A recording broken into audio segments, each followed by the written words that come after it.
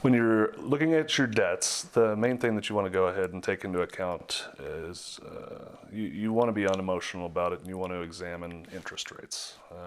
It's easy to get caught up in large debts, small debts.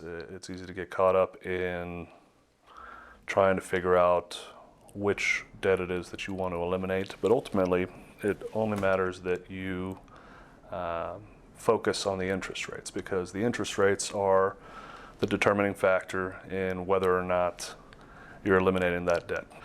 The best way to think of this is that if you had a loan that was at 0% and you had a loan that was at 20%, which one would you want to pay off first? And the answer is that you'd want to pay off the one that was at 20% first.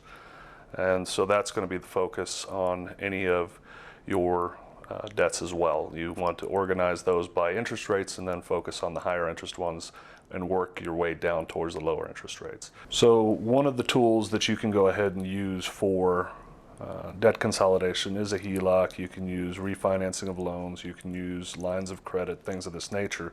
Those are all typically better interest rates and offer better interest rates than what you would find in credit cards, for example. That's the main one that people run into, is credit cards, which are very high when it comes to their interest rates. I mean, they're up around 25 to 30% relative to a HELOC, which could be closer to 5 to 10%.